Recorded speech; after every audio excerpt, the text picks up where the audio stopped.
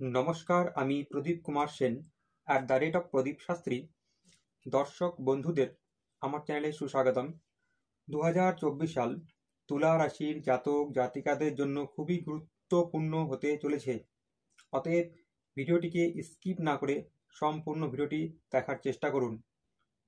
আপনাদেরকে অবশ্যই জানাবো আপনাদের লটারি প্রাপ্তির যোগ রয়েছে কিনা, আপনাদের স্বাস্থ্য কেমন যাবে, শিক্ষা কেমন হবে, আপনাদের মার স্বাস্থ্য কেমন থাকবে, আপনার বাবার স্বাস্থ্য কেমন থাকবে, আপনি মান যশ প্রতিষ্ঠা 2024 সালে পাবেন কিনা, এই সব কিছুই বিস্তারিত জানতে ভিডিওটি স্কিপ না করে সম্পূর্ণ ভিডিও আপনাদের দেখতেই হবে, নত কিছু না কিছু ছাড়া পড়েই যাবে। তো যাই হোক, শুরু করছি আমি। তুলা রাশি অথবা লগ্ন সাপেক্ষে, মানে তুলা রাশি অথবা তুলা লগ্নের ব্যক্তিদের ক্ষেত্রে বৃহস্পতি সর্বদাই অশুভ গ্রহ।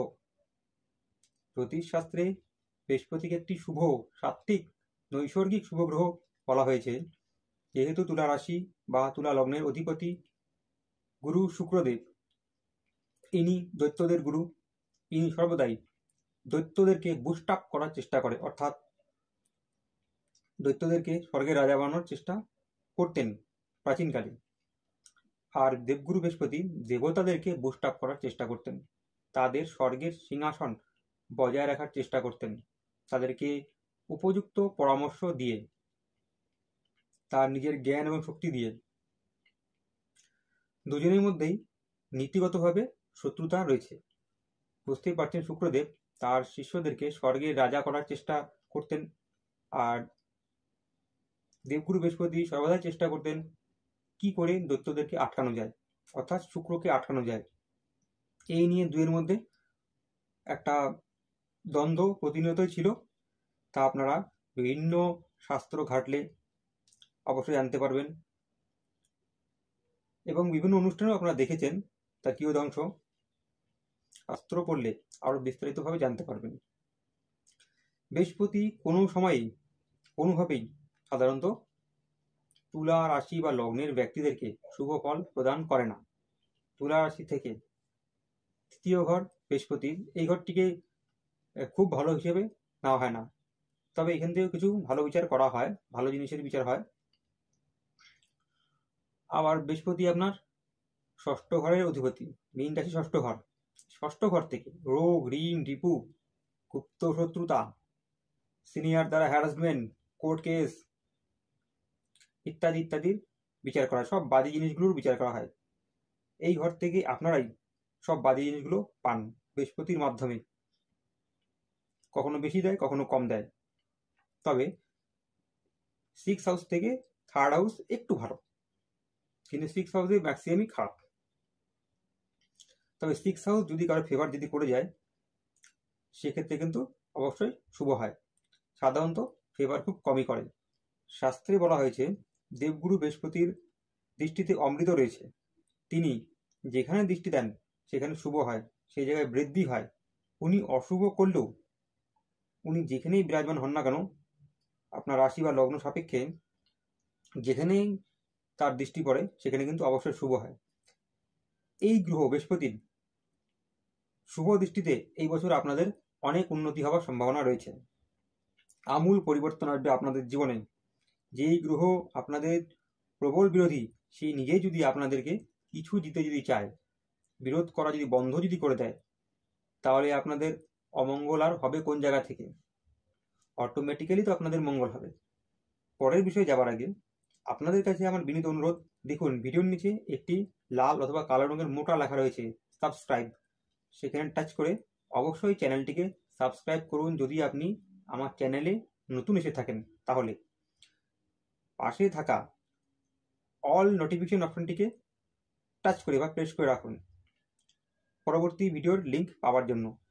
ভিডিওর কমেন্টস বক্সে অবশ্যই জয়গুরু, জয় মহাকাল অথবা হর হর মহাদেব লিখতে অবশ্যই ভুলবেন না। ভিডিওটি ভালো লাগলে দেখুন ভিডিওর নিচে একটি এরকম চিহ্ন রয়েছে, সেখানে টাচ করে ভিডিওটিকে লাইক করুন, আপনাদের বন্ধুদের কাছে শেয়ার করুন। 2024 সাল আপনাদের ব্যবসার জন্য খুবই ভালো।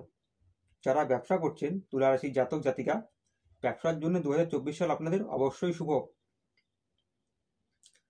প্রত্যক্ষ বিরোধীরা, মানে যারা সামনাসামনি বিরোধ করে, তারা আপনাদের কাছে নত হবে। তাদের থেকেও আপনারা বহু লাভ পাবেন।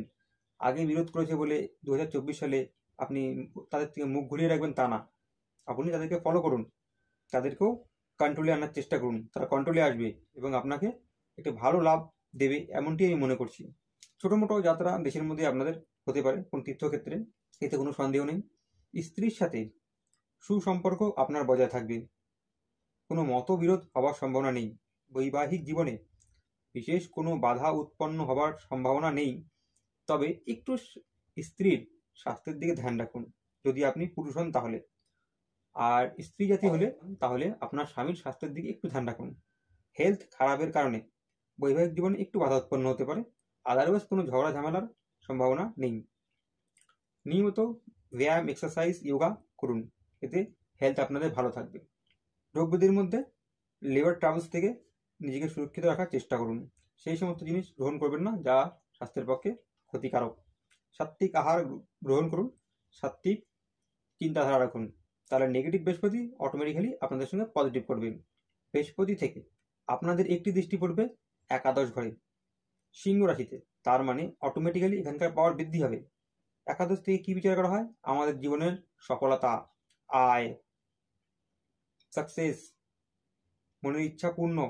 সেখানে বৃহস্পতির শুভ দৃষ্টি পড়াতে আপনাদের এগুলো হতে শুরু করবে। আপনারা যেই কাজে হাত লাগাবেন সেই কাজে আপনাদের সফলতা আসবে নিশ্চিতভাবে, এতে কোনো সন্দেহ নেই। বৃহস্পতি আরেকটি দৃষ্টি পড়বে লগ্নের উপরে, মানে তুলা রাশির উপরে। সেখানে দৃষ্টি পড়াতে, লগ্ন কি? লগ্ন হচ্ছে আপনি নিজে। লগ্নের উপরে বৃহস্পতির দৃষ্টি পড়বে, মানে আপনার উপরে বৃহস্পতির দৃষ্টি, শুভ দৃষ্টি।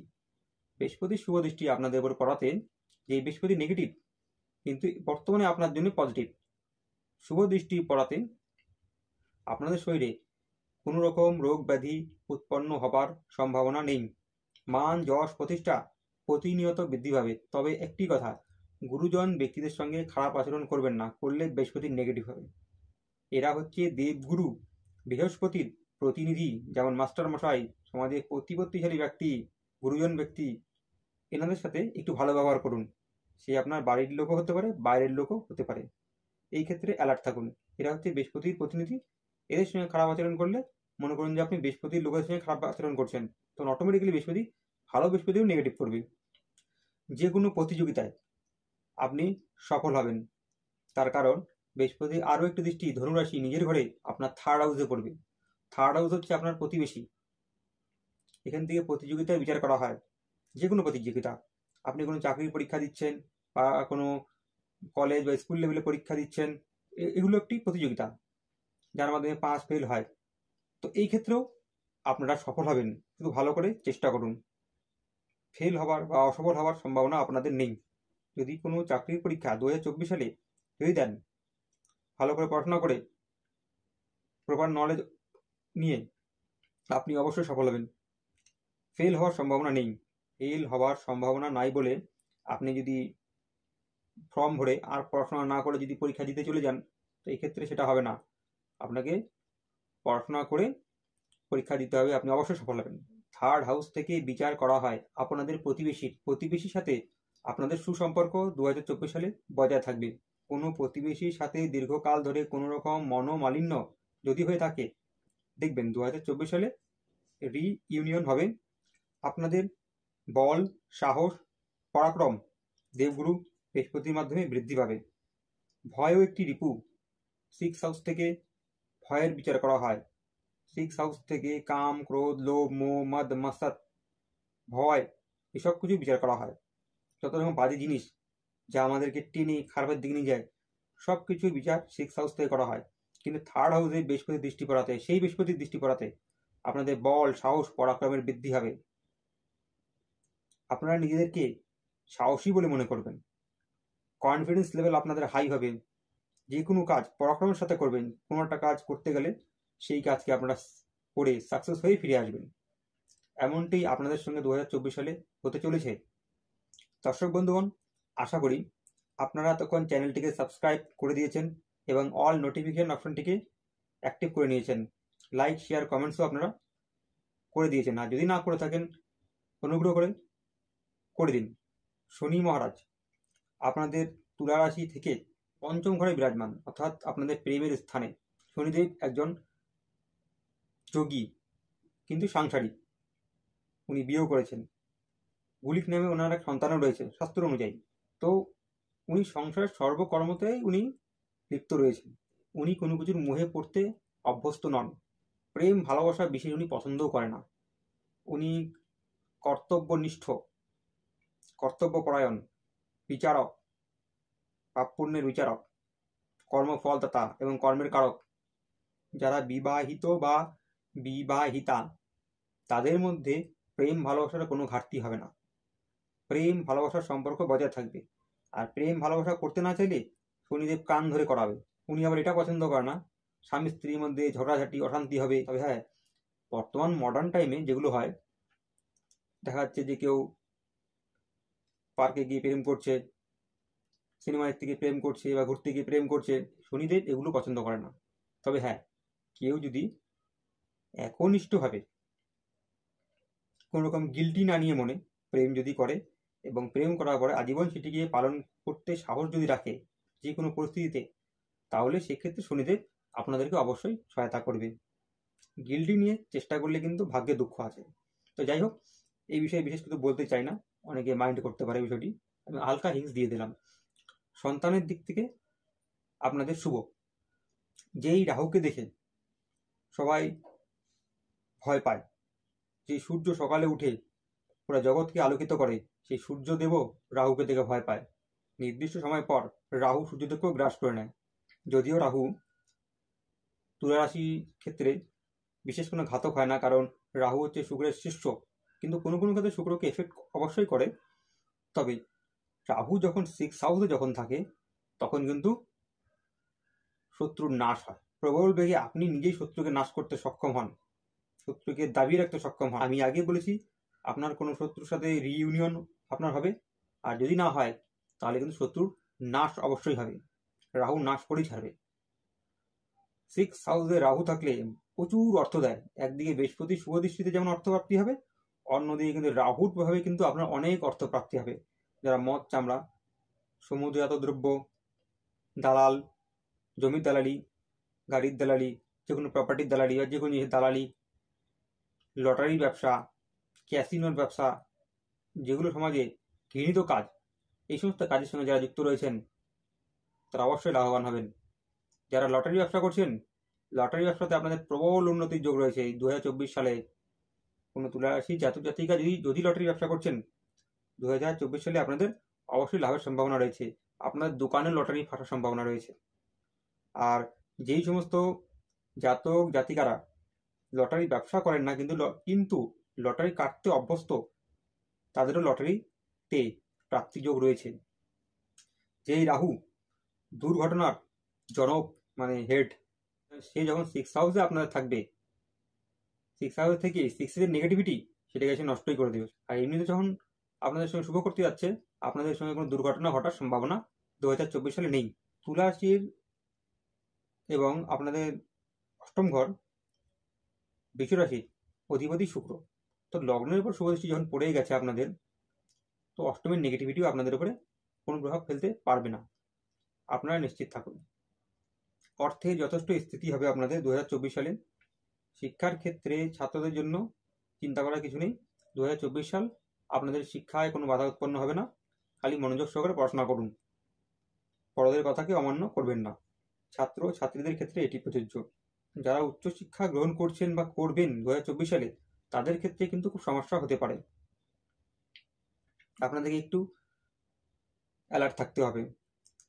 পিতার স্বাস্থ্যের দিকে ধ্যান রাখুন। যদি আপনার পিতা এখন লাইভ যদি থাকে, তাহলে তার স্বাস্থ্যহানির সম্ভাবনা রয়েছে, তার নাশের সম্ভাবনা রয়েছে। ভাগ্যের বিড়ম্বনা এই ক্ষেত্রে আপনাদের ক্ষেত্রে লক্ষ্য করা যাচ্ছে। পিতাকে নিয়ে একটু ভুক্তভোগী আপনারা হবেন বলে মনে হচ্ছে। মার স্বাস্থ্যের হানি হবার বিশেষ কোনো সম্ভাবনা নেই। আপনাদের ভৌতিক সুখের কোনো ঘাটতি হবে না, খালি পিতৃ সুখের একটু ঘাটতির সম্ভাবনা রয়েছে। পিতাকে নিয়ে একটু হ্যারাসমেন্ট আপনাকে হতে হবে। আর বিবাহিত মহিলা যারা, যদি বাবা জীবিত থাকে, সেক্ষেত্রে বাবা এবং স্বামী উভয়েরই স্বাস্থ্যের প্রতি ধ্যান রাখুন। অবশ্যই আপনাদের শুভ কালার কালো, নীল, সাদা, এতে কোনো সন্দেহ নেই। লাল রং অবশ্যই আপনাদের ক্ষেত্রে অশুভ। অল টাইম লাল রং পরবেন না, তাহলে আপনার বিরোধী বৃদ্ধি পাবে অলওয়েজ। তবে 2024 সালে আপনি হলুদ রং পরতে পারেন, শুধু 2024 সালে। 25-এ পরবেন কিনা পরে দেখা যাবে। 24-এ পরলে আপনাদের অবশ্যই শুভ হবে, কিন্তু সাময়িকভাবে হলুদ কালার শুভ আপনাদের। দিশার মধ্যে সাউথ ইস্ট মানে দক্ষিণ পূর্ব কোণ আপনাদের জন্য শুভ, এবং পশ্চিম দিকও আপনাদের জন্য শুভ। এই সমস্ত দিক থেকে কোনো ভালো খবর আপনাদের জন্য আসতে পারে। দক্ষিণ দিকে কোনো শুভ কাজ না করলেই আপনাদের জন্য ভালো। পূর্ব দিকেও শুভ কাজ করতে পারেন।